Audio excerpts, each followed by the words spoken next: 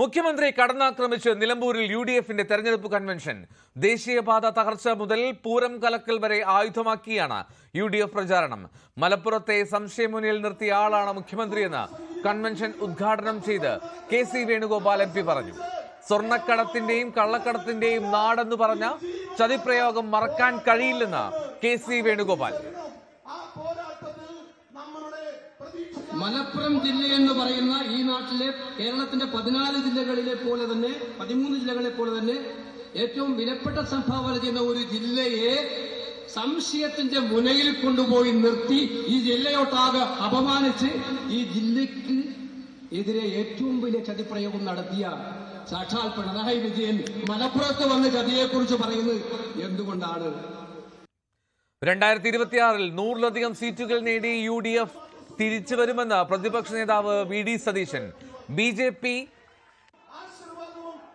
സർക്കാരിന് മുന്നിൽ മുട്ടുമടക്കി ഓച്ചാനിച്ച് നിൽക്കുകയാണ് മുഖ്യമന്ത്രിയെന്നും വി.ഡി. സതീശൻ വിമർശിച്ചു.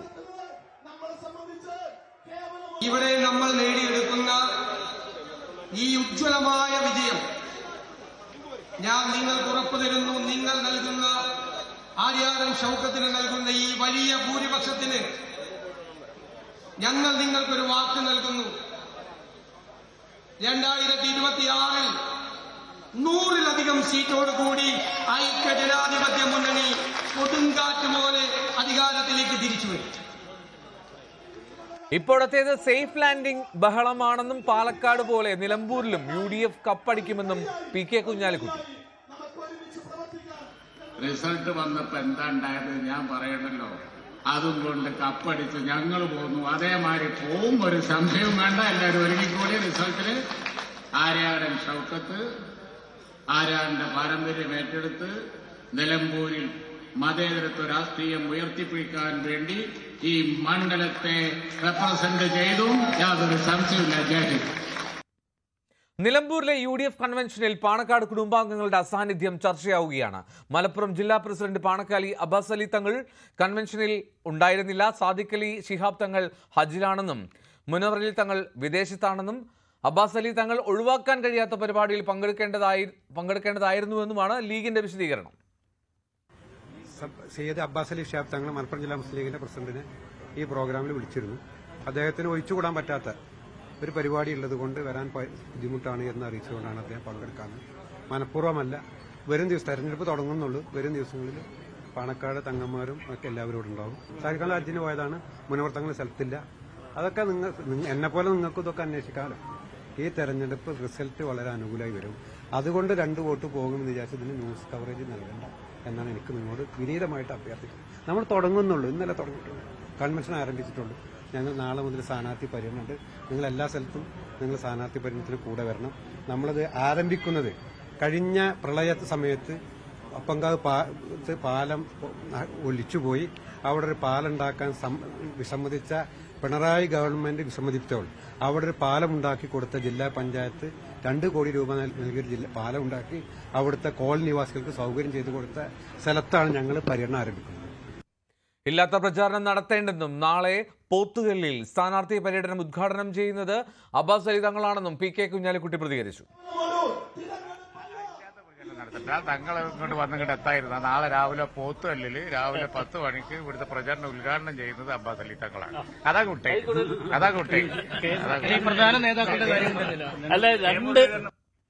മുൻ കെ.പി.സി.സി അധ്യക്ഷന്മാരായ കെ. സുധാകരനും രമേശ് ചെന്നിത്തലയും കൺവെൻഷനിൽ പങ്കെടുത്തില്ല. കൂടുതൽ വിവരങ്ങളുമായി CB അനുമോദ് ചേരുന്നു. അനുമോദ്, ഒന്ന് തങ്ങൾ കുടുംബത്തിന്റെ അസാന്നിധ്യം അത് അങ്ങനെയല്ല സാഹചര്യമെന്ന് ലീഗ് നേതാക്കൾ വിശദീകരിക്കുന്നുണ്ട് എങ്കിൽ പോലും അത് ചർച്ചയായി. ഒപ്പം തന്നെ കെ. സുധാകരന്റെയും രമേശ് ചെന്നിത്തലയുടെ അസാന്നിധ്യം കൂടി ചർച്ച ചെയ്യപ്പെടുന്നത് സ്വാഭാവികമല്ലേ?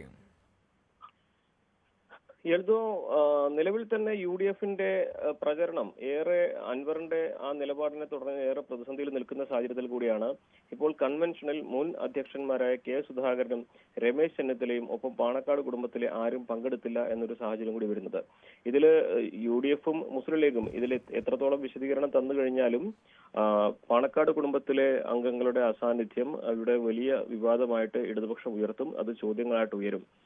ഇതിലെപ്പോഴും പ്രധാനമായിട്ടും ചർച്ചയാകുന്നത് ഇവരുടെ അസാന്നിധ്യമായതുകൊണ്ട് തന്നെ ഇതിൽ വിശദീകരണങ്ങൾ എത്രമാത്രം സ്വീകാര്യമാകും എന്നുള്ളതും കണ്ടറിയണം. ഒന്ന് സാദിഖ് അലി ശിഹാബ് തങ്ങളൊക്കെ അതിൽ അദ്ദേഹം ഹജ്ജ് കർമ്മത്തിൽ ആണെന്നുള്ളത് സ്വീകാര്യമായിട്ടുള്ള ഒരു ന്യായീകരണം തന്നെയായിട്ട് കാണാം. മുനവറലി തങ്ങളാണെങ്കിലും വിദേശത്താണ്. പക്ഷേ അബ്ബാസ് അലി തങ്ങൾ എന്തുകൊണ്ട് വന്നില്ല? എന്തായിരുന്നു ഈ ഒരു UDFന്റെ സംസ്ഥാനത്ത് തന്നെ ഏറ്റവും പ്രധാനപ്പെട്ട ഒരു പോരാട്ടം നടക്കുന്ന ഇടത്ത് കൺവെൻഷനിൽ മുഖ്യ പരിപാടിയിൽ പങ്കെടുക്കാതിരുന്നത് എന്ന ചോദ്യം പ്രധാനമായിട്ട് ഉയരും. ഒഴിവാക്കാൻ കഴിയാത്ത എന്തായിരുന്നു എന്ന ചോദ്യം ഉയരും.